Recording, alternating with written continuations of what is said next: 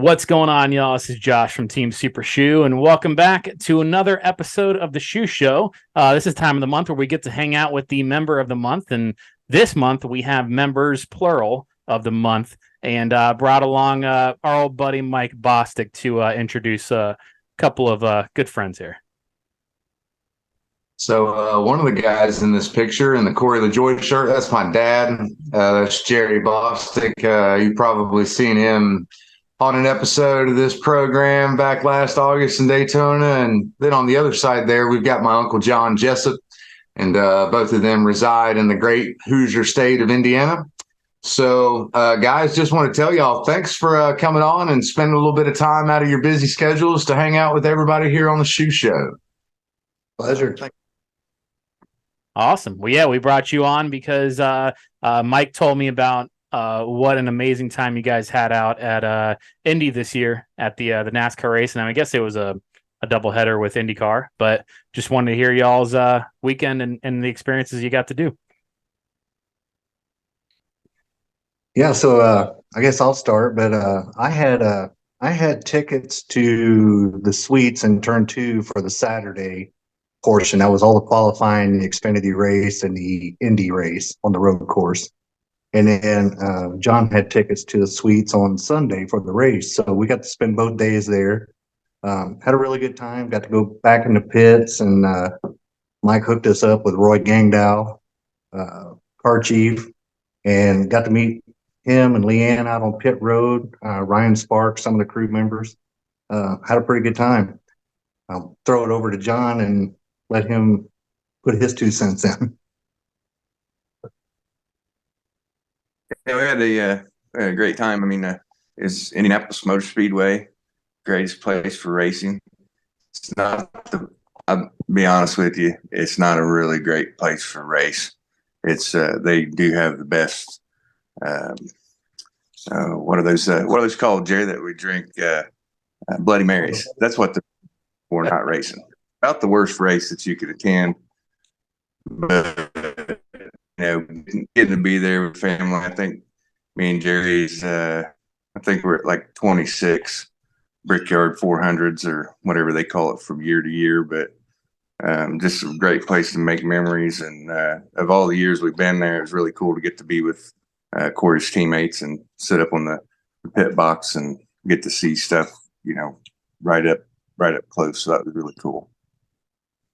What did you guys think of that experience of getting to sit on the pit box? And was there anything that maybe you thought was different than what you normally would see or what you would have expected? Well, for me, it was during practice time, and they were just finishing up practice, and got to talk with Ryan Sparks for a minute and just asked him if we could climb up on the pit box just for the experience. He let us get up there, and a couple of crew members took our cameras and took pictures for us. But just sitting there during the whole practice, watching them take the torches to the tires and scraping them to check the indentation for tire wear. There's a lot of that stuff I knew went on for a long time following racing, but just being up that close and watching what those guys are doing. I mean, even in practice, it's a full-time job for those guys. So it was a really cool experience. That's awesome. That's awesome. Was it y'all's first time getting to do anything like that as far as pit boxes or being out in the pits? Last year, I'm sorry, go ahead, John. Oh, no, I was just going to say we've I can't, the number keeps changing, but Jerry and I have been to nearly 60 NASCAR races together. So we've had just about every experience that you can have at a racetrack, probably. But this was the coolest that I'd ever got to experience as far as the race team and being that close to the cars and the team and the driver and all that kind of stuff. So it was just, it was really neat. It was a perspective at Indianapolis that I'd never gotten to see. We've been at meet and greets, been able to get down on the track. We've kissed the bricks and all that kind of stuff, but just to get invited to sit up here on the pit box was really cool. And then honestly, for me, the coolest part was for the yellow shirts to say, "Hey, you're not supposed to be up there," and us to get to honestly say, "We was invited up there, so it's fine." And, hey, cool, okay. So That's awesome. That's awesome. Did you guys hang out there during the race or see the winner celebrating victory lane, anything like that? No, actually, we went back over to the suites for the race and hung out there for just a short time. But in turn two, that's all you see is turn two. So we went over in the short chute between turn 1 and 2 and set clear up the top of the grandstands. There was plenty of open seats. So didn't get to see the race celebration at the end there on the front stretch, but it was a really good time. I was really excited whenever Corey had qualified 14th. And then his finish for the day, just, it wasn't what we wanted, but just for him to go out and qualify 14th, I thought showed some promise for Corey on a road course. Yeah. So that was all cool. Unfortunately, Leanne, actually, Corey did sign my hat whenever he got out of the car at practice. I guess to kind of go off on a tangent, that Saturday morning, whenever all the festivities were going on, we were rain delayed for a couple of hours. Me and John got in and they ended up closing the gates and wasn't letting anybody else in. So they got a very late start. And so we hung out there on pit road with Leanne and Roy and the race team while he was doing all this practicing. And Leanne made sure that I got an autograph from him. I got to shake his hand, but it was a little discouraging because he didn't have time to spend with me. They were running so late. He had to get right to the hauler and change and go over and do his autograph session across town. So I completely understood that, but I would have really liked to sit and talk with him for just a minute, got a picture with him or something. But those guys are crazy busy. Yeah. You guys have really good experience. You guys have both mentioned, the whole family affair that it has been for you two, going to so many different NASCAR races and, so many times there at IMS. John, you were able to have your son, Caleb, and his boys come and join you at the racetrack. I'm assuming that was his little one's first race, but how was that for you to not just be hanging out with your brother Jerry, but now you're hanging out with your son and your grandsons, at the grandest racing facility in the world? Oh, man, I tell you, Mikey, it was awesome, to be there with all those fans and then to have, just to hear the voice running up, "Poppy, Poppy, Poppy," and we were going to get him back there in the pits. We was maybe going to slide them our pit passes and let them get in there and see things. They just barely missed it. They closed the pits about 2 minutes in, but it'll be a memory for Oliver and Archer, and me and Caleb made some good memories. There's just so many good memories at IMS. One of my favorite things, Mikey, and I know you prefer Michael now, but you're always going to be Mikey to me, but to be there and see you at your very first NASCAR race, and you was holding your stuff together pretty good and all that excitement and everything, and cars came by making that noise the first time, and you was just like, "Ooh, oh, this is gonna be good." And the first time they came by full speed, that power that hit you, it was like the Holy Ghost came over you. Was like, oh.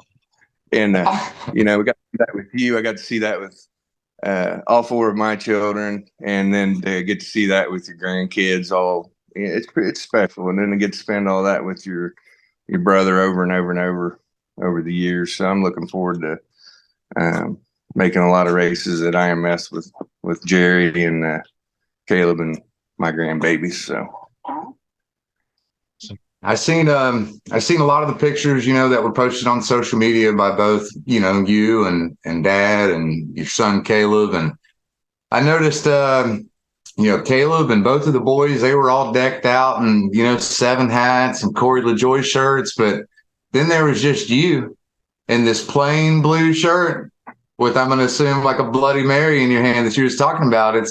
I was just kind of curious why you didn't make the investment on a new hat and T-shirt for Corey LaJoie. Well, I've always had this thing, Mikey, with the shirts there. I won't put on a brand new shirt whenever it's 100 degrees out because I don't like the smell of it. And I think you're asking me this question because you know that my head is so incredibly large that I cannot wear a hat. They don't make a hat big enough. If I was going to wear a cowboy hat, it wouldn't be a 10-gallon hat. It'd be about a 14-gallon hat. So that's why I didn't get a hat.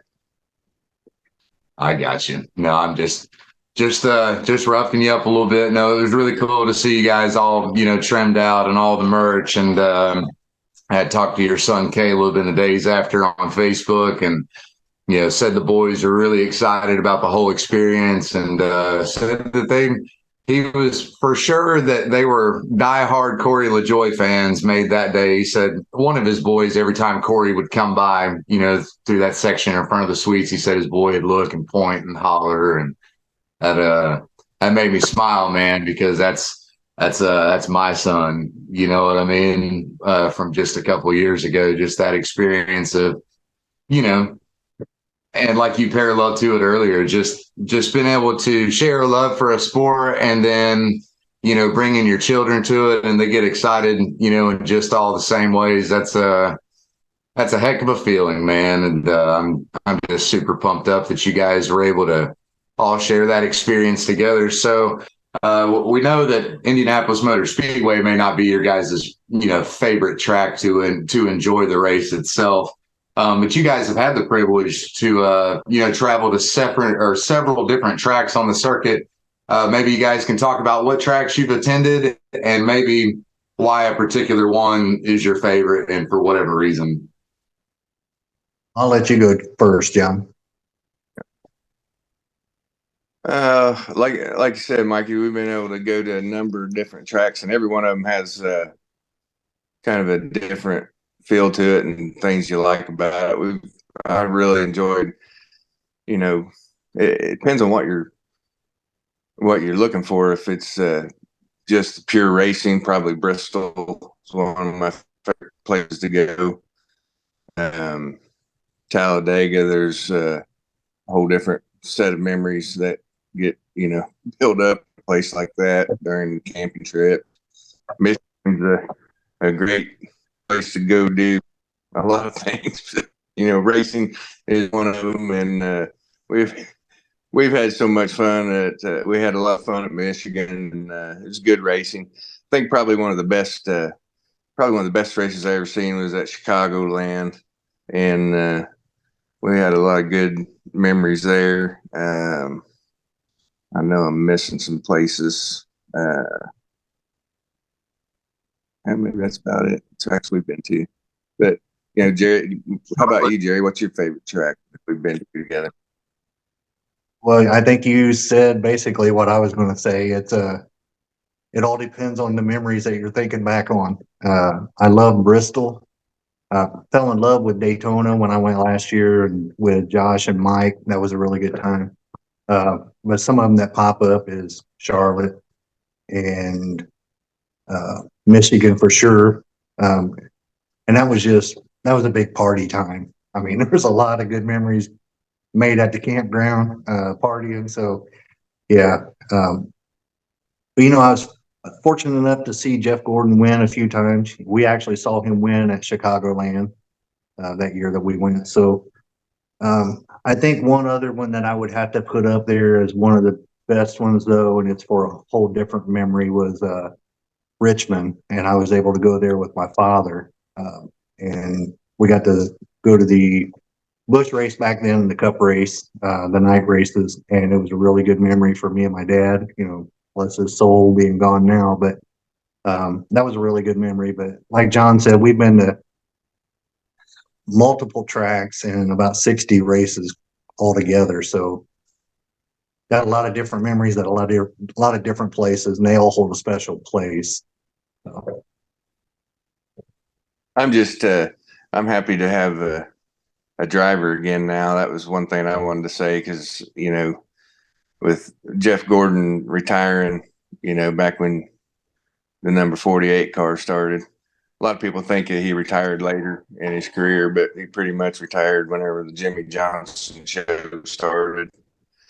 And so to me, with the chase and everything, I'm not a big fan of the chase and how that all came down. I think it ruined the sport as far as I'm concerned, that me and Jerry loved and followed for so long. Actually made it hard to follow and hard to be a fan. And then, with Jeff Gordon being gone and turnover and all the drivers, there was just this void for the last number of years where, there's not even anything for me to watch or anybody for me to follow. So I'm glad that I finally found a driver. And like you alluded to, Mike, my grandsons like him and got decked out in his gear, and my son likes him. So it's good to have another driver that I can follow. And it's not always about, the wins that you talk about, Jerry. I think I've seen him win 14 races, which there's not very many luckier fans, to have a driver and see your driver win 25% of the races that you've been to. So Corey might not be winning all the races yet, but we're making memories, and he's working up there in the, he's getting better every week, and I'm looking forward to seeing him crank off some wins and get that championship eventually. And it's good to be in on this level with the team and get to see the things we've got to see, because we sure never got to go down to Jeff Gordon's pits and, hang out down there. Nobody took any time with us there. So. I think that says a lot for people like Corey LaJoie and that whole 7 team at Spire. So, you guys have your story with the team. I have my own. Josh has his, and there are hundreds of fans elsewhere that have all had similar experiences where, hey, we've been going to races for 20 years and yeah, we got some autographs and stuff, but nobody stopped and talked, or nobody really acted interested that we were interested in being fans, whatever. And there's so many people that just talk about how good that team is, about no matter how busy they are, they slow down and appreciate the folks that show up and buy the tickets, right? Like, it is not lost on anybody from that team that without people like you and I buying tickets and showing up, they don't have any bacon on their plate, so to speak, right? So I think it's cool that while this team knows that they're performing in the very top series of motorsports, it's not lost on them, just how important that really is. There's a lot of people that are invested in it, and, the chances that they may get just to shake a hand or take a photo, that may be the only chance that they ever get with any driver or team, or at any track for that matter. So I love that team just slows down, always remembers to say thank you, and finds a way to try and create, some kind of personal memory, if you will, for that fan. So I'm super pumped up that you guys were able to experience that. I will say on my own account, it was really cool to be able to orchestrate a few things behind the scenes and, just, talk to Roy and say, hey, my dad and uncle are going to be there. They're already going to be in the garage. They want to come by and, see you. They want to be able to meet you. And he's so happily obliged to that. And so, yeah, shout out to you, Roy, for helping my Uncle John and my dad to make some killer memories at Indianapolis. Like I said, this whole thing has been a journey for me. And if anybody would have told me when you guys took me to that first race in 1997 at the Brickyard, if somebody would have told me at some point, hey, Mike, you're gonna be able to make relationships with different people from a NASCAR team, and you're gonna be able to, help out on things like a page that's dedicated to the driver and the team and so on, I'd have told you was crazy, right? So this has all been really cool for me, and to be able to, like I said, make something kind of happen for you guys so that y'all could have the weekend that you did. I was incredibly proud. And just can't thank everybody at Spire Motorsports enough for showing these two gentlemen some love. And thanks again for all your efforts with everybody else that shows up week to week with a number 7 hat on. We're pulling for you cats. Josh, you got anything you want to add to this, sir? You've been kind of quiet. Well, you know, when I got Mike Bostic on the show, I don't talk a whole lot. So, yeah, to piggyback on the conversation about having a driver, I mean, you know, it's not the easiest way to be a fan, to be cheering on the guy that we hope finishes 15th every weekend, you know, but you know, it's easy to go and just find somebody from Hendrick and just cheer on the 24 car, or, you know, whoever is the hot ticket right then and there. But, you know, as we all get older, we want to relate to who we're cheering for. And, you know, unfortunately, the sport is really filled with a bunch of, you know, it seems to be a bunch of little spoiled kids, or kids with a lot of good benefits from families. So, not granted, Corey has a family of NASCAR drivers as well, but you know, we can all relate to his blue collar attitude, and he's down to earth, and he talks to us because we're just like him. You know, he's not up on a pedestal, and it's it's an up and rising team that, like, you know, you have Roy and people that actually appreciate their fans. So pretty cool. I mean, who else can say that they have these stories like we do? So pretty cool. But absolutely. Well, guys, I appreciate you coming on. It was Mike was telling me about how much of a great weekend you had, and I wanted to hear about it. Hopefully I get to hang out in the pits at Indianapolis someday, but take a few years. I'll have to save up, but we'll all get together then. I got a place you can stay, Josh. All right. Hey, I just wanted to add one more thing. Did anybody see Corey on Race Hub last night? I didn't watch it, but I heard about it.